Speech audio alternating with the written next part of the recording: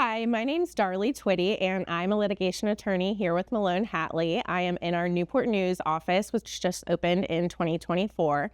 And today I'm going to talk about a different approach to custody. A lot of our videos and podcasts talk about litigating. I described myself as a litigation attorney, and we are not afraid to go to court and battle it out for you here at Melone Hatley. However, that might not be the best approach for you. The best approach for you may be for you to be empowered by us negotiating for you outside the courtroom. We can negotiate a parenting plan between you and the child's other parent, and maybe even grandparents or step-parents, and find something that really is in the best interest of your children and that works for you.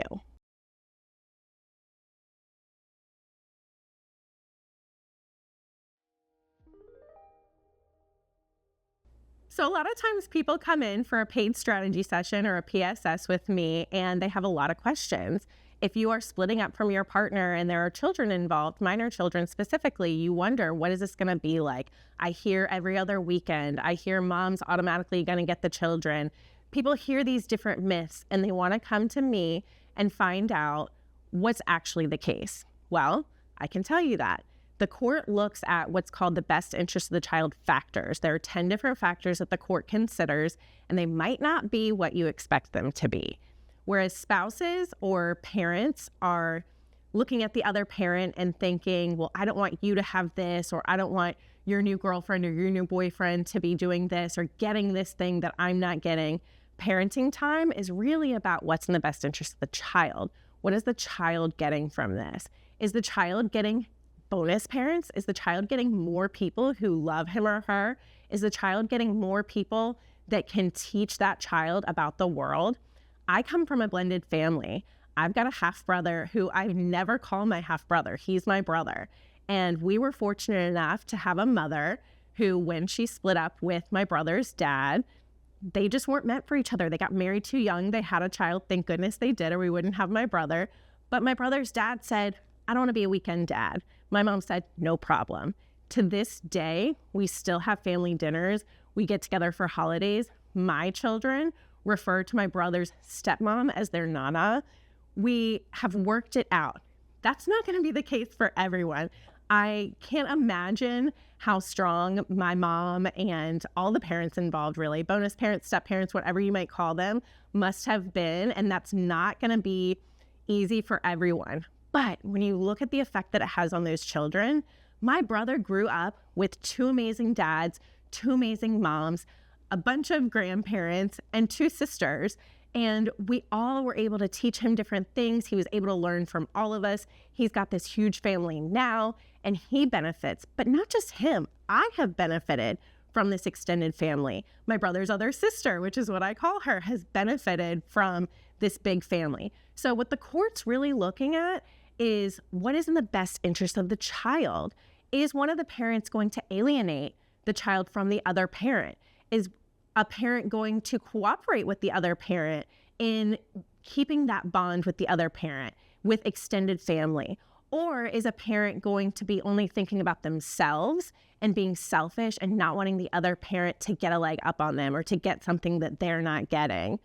When you take a step back and kind of remove yourself emotionally from the split that is you and your spouse or the child's parent, and really think about the child, and there are some silver linings that come with sharing a child and being able to split that time.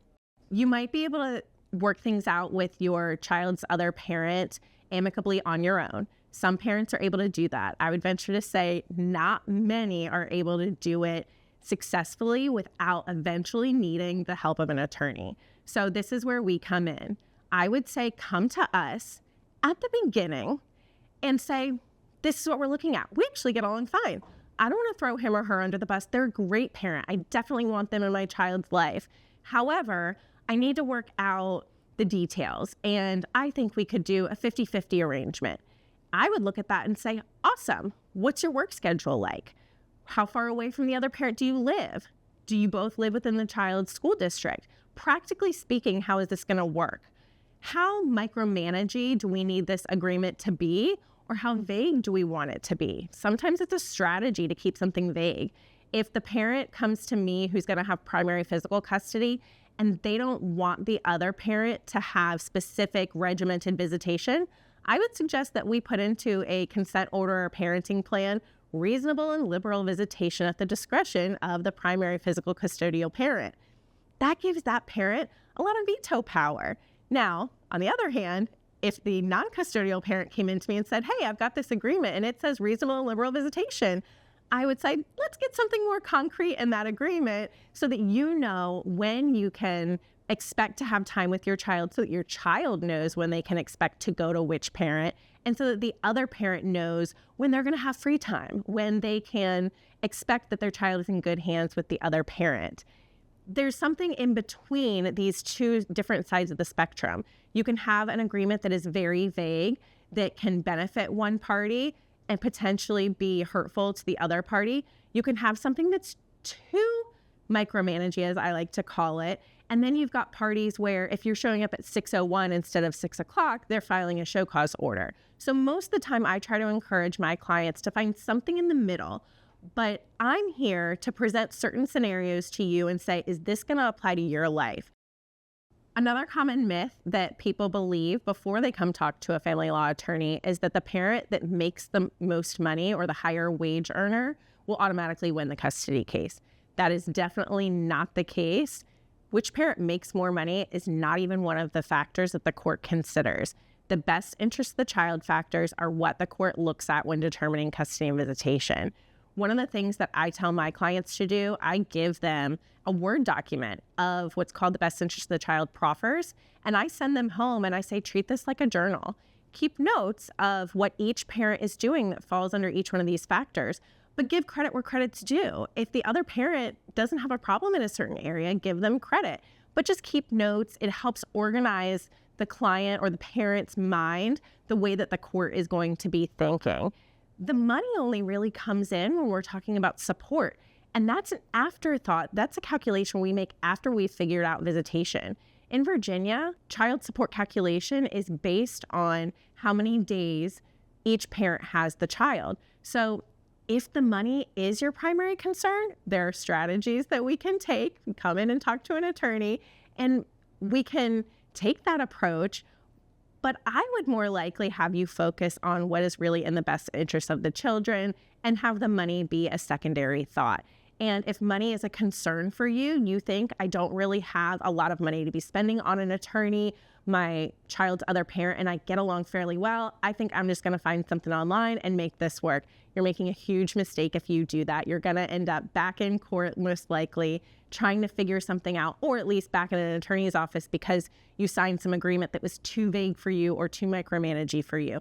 So I would encourage you at the beginning of the process, come talk to an attorney. Just because we call ourselves litigation attorneys doesn't mean that we can't help you negotiate an amicable settlement, a consent order, an agreed parenting plan. We are very good at that as well.